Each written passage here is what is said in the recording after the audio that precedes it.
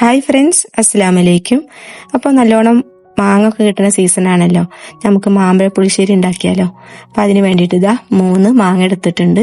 നല്ല നാടൻ മാങ്ങയാണ്, ആരെടുത്ത മാങ്ങയാണ് കേട്ടോ, വീട്ടിലുണ്ടായത് തന്നെയാണ്. അപ്പം 3 ഇപ്പോൾ ഞാൻ എടുത്തിട്ടുള്ളൂ. കാരണം ഇവിടെ ഞാൻ മാത്രമാണ് മധുരമുള്ള കറി ചോറിൻ്റെ കൂടെ കഴിക്കുന്നത്.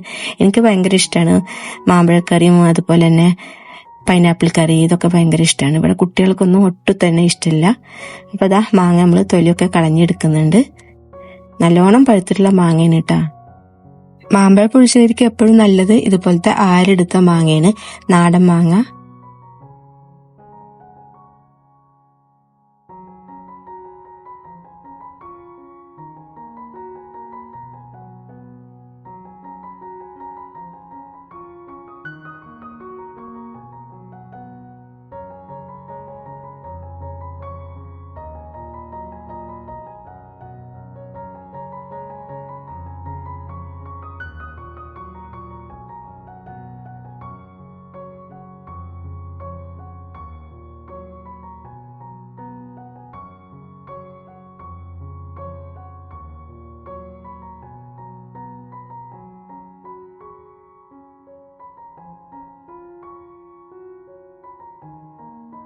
അങ്ങനെ മാങ്ങ തൊലിയൊക്കെ കളഞ്ഞിട്ട് റെഡിയാക്കിയിട്ടുണ്ട്. ഇനി നമുക്ക് ഇതിലേക്ക് 1 ടേബിൾ സ്പൂണ് നല്ല എരിവുള്ള മുളക് പൊടി ചേർത്ത് കൊടുത്തിട്ടുണ്ട്.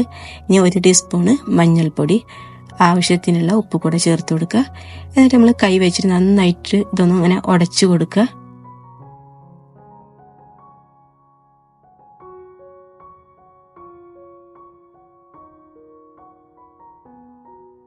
ഇപ്പം മാങ്ങ നന്നായിട്ട് ഉടച്ചെടുത്തിട്ടുണ്ട്. ഇനി നമുക്കിത് വേവാൻ ആവശ്യത്തിനുള്ള 1 കപ്പ് വെള്ളം ഒഴിച്ചു കൊടുക്കുക. മുളക് പൊടിയും മഞ്ഞൾപ്പൊടിയും ഒക്കെ ചേർത്തതിന് ശേഷം നന്നായിട്ടൊന്ന് ഇളക്കി കൊടുത്ത് നമുക്കിത് വേവിക്കാൻ വേണ്ടിയിട്ട് വെക്കുക. അപ്പോൾ കുറച്ച് നേരം ഒന്ന് അടച്ചു വെച്ചിട്ട് വേവിക്കുക. ഒരു 2 മിനിറ്റ് നേരം മാത്രം മതി. നമുക്ക് തുറന്ന് നോക്കാം. നന്നായിട്ട് തിളച്ചു വന്നിട്ടുണ്ട്. ഇതുപോലെ തന്നെ ഒന്നും കൂടെ ഇളക്കി കൊടുക്കുക, അല്ലെങ്കിൽ അടിയിൽ പിടിച്ചു പോകും.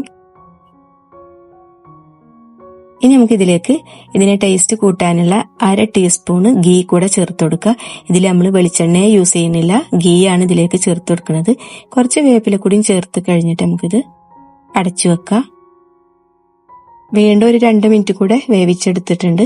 ഇനി നമുക്ക് ഇതിലേക്ക് ശർക്കര ഉരുക്കിയതാണ് ചേർത്ത് കൊടുക്കേണ്ടത്. അപ്പോൾ ഇത് നമ്മൾ പൊടി വേണമെങ്കിൽ പൊടിച്ചിട്ട് വേണമെങ്കിൽ അങ്ങനെ ചേർത്ത് കൊടുക്കുക. അഴുക്കില്ലെങ്കിൽ ഞാനിപ്പോൾ 1 അച്ച് ശർക്കരയാണ് ഉരുക്കി എടുത്തിട്ടുള്ളത് കേട്ടോ.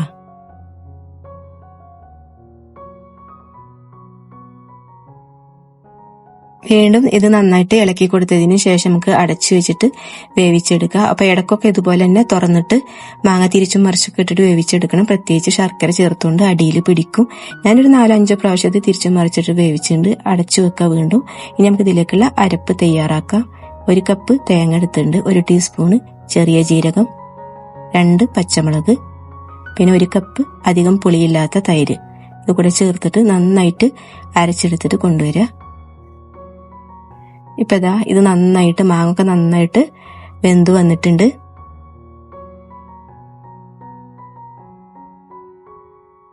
ഇനി നമുക്കിതിലേക്ക് തേങ്ങ അരച്ചത് ചേർത്ത് കൊടുക്കാം. അപ്പോൾ ഈ ഒരു പുളിശ്ശേരി എന്ന് പറഞ്ഞാൽ നല്ല കുറുങ്ങനെ ഇരിക്കണം കേട്ടോ, ലൂസായിട്ട് പോവരുത്. അപ്പോൾ ആ ഒരു ജാറിൽ കുറച്ചൊരു 1/4 കപ്പ് പോലും വെള്ളം ഒഴിച്ചു കൊടുത്തിട്ടില്ല, അത്രമാത്രമേ ഒഴിക്കാൻ പാടുള്ളൂ. നന്നായിട്ട് ഇതൊന്ന് മിക്സ് ചെയ്തിട്ട് കൊടുക്കുക. മധുരക്കറി ഇഷ്ടപ്പെടുന്നവർക്കാണെങ്കിൽ ഇതിന്റെ കൂടെ ഒരു പപ്പടം കൂടി ഉണ്ടായി കഴിഞ്ഞാൽ നന്നായിട്ട് നമുക്ക് ചോറ് കഴിക്കാൻ കഴിയും. തേങ്ങ അരച്ചത് ചേർത്ത് കഴിഞ്ഞാൽ ഇതുപോലെ തന്നെ തവി വെച്ചിട്ട് ഇളക്കിയിട്ട് ചൂടാക്കിയിട്ട് എടുക്കുക. തൈരുള്ളതുകൊണ്ട് പിരിഞ്ഞു പോവരുത്. ഇതുപോലെ ചെറിയൊരു തള വരുമ്പോൾ ഇതിന്റെ സ്പെഷ്യൽ ചേരുവ ടേസ്റ്റ് കൂട്ടുന്ന സാധനമാണിത്, ഉലുവ വറുത്ത് പൊടിച്ചത്. അപ്പോൾ ഉലുവ ഒരിക്കലും വറുക്കാതെ പൊടിച്ചിട്ട് ചേർക്കരുത് ഏത് കറിയിലാണെങ്കിലും, അപ്പോൾ ഒരു കയ്പ്പ് രസം ഉണ്ടാവുക. അപ്പോൾ കറി അവിടെ റെഡി ആയിട്ട് ഫ്ലെയിം ഓഫ് ചെയ്തിട്ടുണ്ട്. ഇനി നമുക്ക് ഇതിലേക്ക് വറവിടാം. അതിന് വേണ്ടിയിട്ട് ഗീ എടുത്തിട്ടുണ്ട്, 1 ടേബിൾ സ്പൂണോളം ഗീ എടുത്തിട്ടുണ്ട്. അതിലേക്ക് കടുക് ഇട്ട് കൊടുക്കുക. കടുക് നന്നായിട്ട് പൊട്ടി വരട്ടെ.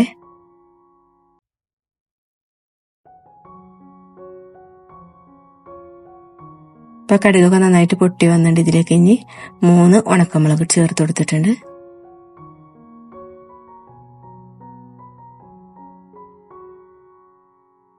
ഇനി കുറച്ച് വേപ്പില കൂടി ചേർത്ത് കഴിഞ്ഞാൽ വറവ് ഇവിടെ റെഡിയായി. നമുക്കിത് കറിയിലേക്ക് ഒഴിച്ചു കൊടുക്കുക, അടച്ചു വെക്കുക. 5 മിനിറ്റിന് ശേഷം നമുക്കിത് തുറന്നു നോക്കിയാൽ മതി.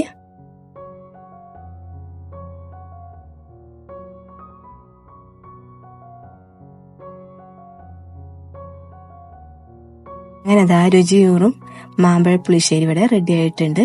അപ്പൊ എല്ലാവരും ട്രൈ ചെയ്ത് നോക്കുക. ഇഷ്ടം പോലെ മാങ്ങ കിട്ടുന്ന സീസൺ ആണല്ലോ. ഇൻഷാ അല്ലാഹ് ഇനി നെക്സ്റ്റ് വീഡിയോയിൽ കാണാം.